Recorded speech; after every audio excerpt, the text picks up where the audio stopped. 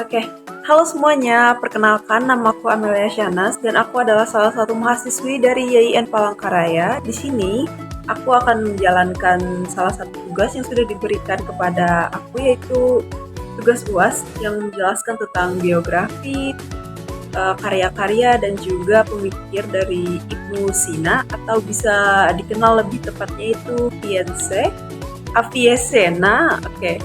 Sebelumnya aku mohon maaf, mungkin aku bakal agak sering melihat ke situ karena di depanku udah ada beberapa catatan-catatan kecil tentang kehidupan Ibnu Sina karena jujur aku emang udah baca semuanya, cuman aku takut kalau aku ngehafal nanti namanya salah-salah kayak tadi ya. Jadi Mafia Sena jadi apa tadi, cuman ya semoga ini bisa dimengerti, tapi hmm, aku harap penjelasan ini juga cukup lengkap karena jujur aja ya ini penjelasannya cukup banyak. Mungkin ini akan sekitar 10 menit, aku kurang tahu juga, tetapi selamat menyaksikan. Oke, seperti yang aku bilang tadi, kita di sini akan menjelaskan tentang pertama biografi Ibnu Sina dulu, kedua yaitu karya-karyanya, yang ketiga yaitu pemikirannya tentang Islam, dan yang keempat adalah alasan kenapa aku setuju dengan pemikiran yang Ibnu Sina punya seperti itu. Oke. Pertama, Ibnu Sina atau yang bisa dikenal sebagai Avicenna itu adalah seorang filsuf, ilmuwan, dokter, juga seorang pemikir Muslim di Persia. Oke, Ibnu Sina ini bisa dianggap sebagai orang yang paling berpengaruh di dunia di dunia ilmu pengetahuan dan juga kedokteran, juga ilmu filsafat, teman-teman. Kenapa? Sebenarnya siapa sih Ibnu Sina ini? Oke, pertama kita akan masuk ke dalam biografi beliau dulu ya. Oke, aku bakal ngelihat ke sini untuk nama beliau karena ini cukup panjang, aku takut salah ya. Oke. Pertama, nama beliau adalah Abu Ali Al-Husain bin Abdullah bin Sina. Nah, beliau ini lahir di Afsana dekat Bukhara. Kalau sekarang itu Uzbekistan sepertinya ya. Dan tanggal lahir beliau itu di 980 Masehi atau 370 Hijriah. Nah, pertama-tama Ibnu Sina itu tumbuh di lingkungan keluarga yang cukup terdidik karena ayahnya itu bekerja sebagai pemerintah dinasti Samaniyah yang diperintah di Bukhara. Nah, sejak kecil ia itu sering dijuluki memiliki kecerdasan yang luar biasa. Nah, beliau ini bisa mempelajari berbagai macam ilmu seperti matematika, logika, fisika, kedokteran, dan juga filsafat. Bayangkan di umur yang mungkin cuman ya di bawah 10 tahun kalian sudah bisa membuka ilmu sebanyak itu. Benar-benar jenius ya Ibnu Sina ini. Nah, kalian bayangkan di umur 10 tahun itu Ibnu Sina itu sudah bisa menghafal Al-Quran, teman-teman. Jadi pertama, kita akan memasuki kedua, kita akan memasuki riwayat pendidikan Ibnu Sina. Nah, yang pertama itu pendidikan dasar. Ibnu Sina sudah bisa menghafal Al-Quran itu di usia 10 tahun. 10 tahun, teman-teman. Dia mempelajari bahasa Arab, sastra, dan sastra-sastra ilmu agama juga, teman-teman.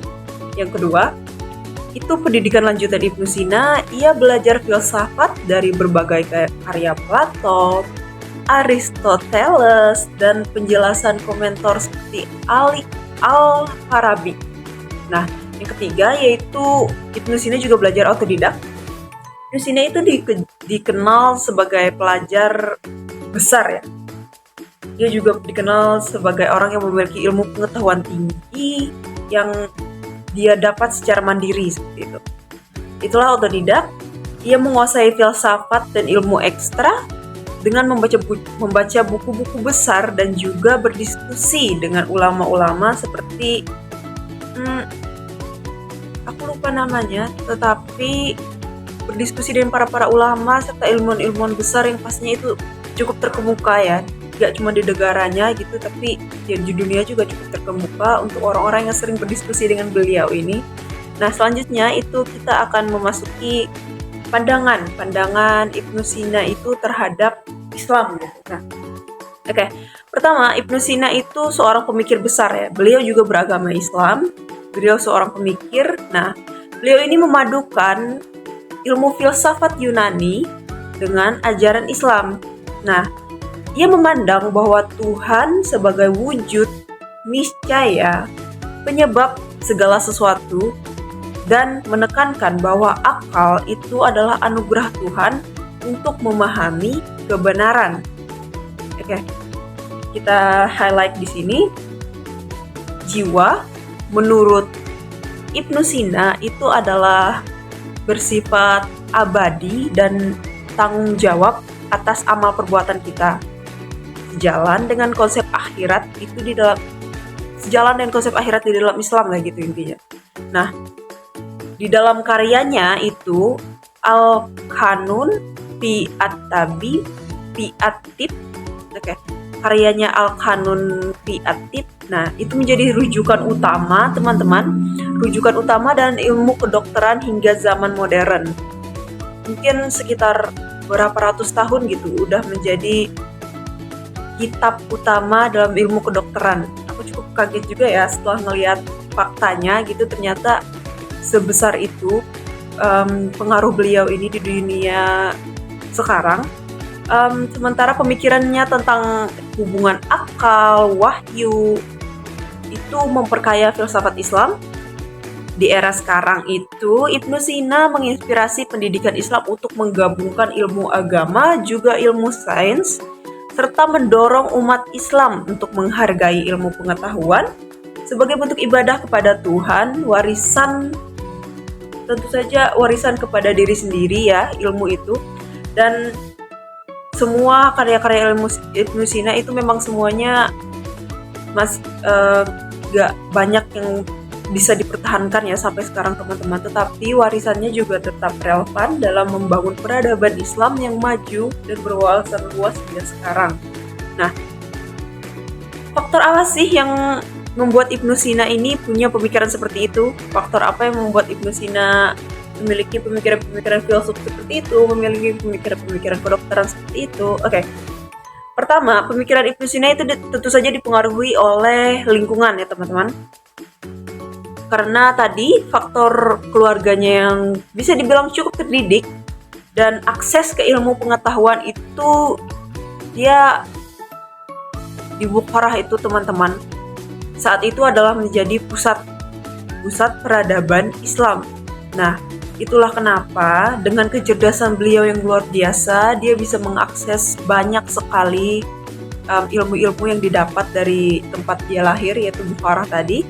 Nah, beliau ini mempelajari Al-Quran, filsafat, matematika, kedokteran, dan juga memiliki akses ke karya-karya Yunani seperti Aristoteles tadi, dan Plato itu melalui perpustakaan dinasti Samaniyah ya teman-teman. Oke, kenapa ceritanya bisa dia mengakses itu? Jadi dulu itu di saat umur beliau yang masih cukup muda, raja di tempat ia itu mengalami sakit parah dan Ibnu Sina itu diminta untuk menyembuhkan raja tersebut. Ibnu Sina berhasil teman-teman. Jadi ia berhasil menyembuhkan raja tersebut. Itulah kenapa sang raja membuka akses kepada pintu-pintu perpustakaan yang ia punya di sana ya teman-teman. Itulah kenapa Ibnu Sina bisa juga dengan luas mengakses semua itu tanpa terkecuali. Nah, didukung juga oleh kejayaan peradaban Islam abad ke-10 yang mendorong penerjemahan serta pengembangan ilmu. Ibnu Sina itu mampu memadukan ilmu rasional dengan prinsip-prinsip Islam secara sistematik. Seperti itu teman-teman. Nah, kesetujuan saya dengan pemikiran Ibnu Sina itu, pertama, alasannya adalah karena ia bisa mewujudkan bahwa ilmu pengetahuan dan agama itu bisa berjalan bersama. Ia percaya bahwa akal adalah anugerah dari Tuhan untuk memahami dunia, serta wahyu adalah pembenaran tertinggi dari Tuhan. Nah, dengan demikian, dengan pemikiran ini, ia mendorong umat Islam untuk mencari ilmu tanpa meninggalkan keislaman, teman-teman. Nah, teman-teman, Ibnu Sina itu juga berhasil menjelaskan tentang konsep ilmu Tuhan dan jiwa itu secara logis, secara itu mudah dipahami banyak orang. Itulah kenapa beliau disebut pemikir yang bukan cukup lagi ya, beliau ini pemikir yang sangat-sangat cerdas. Lalu juga yaitu sumbangan beliau terhadap ilmu kedokteran dan ilmu pengetahuan itu membuktikan bahwa pemikiran rasional beliau ini dapat manfaat nyata begitu bagi kehidupan manusia, kehidupan masyarakat di zaman sekarang, Pak.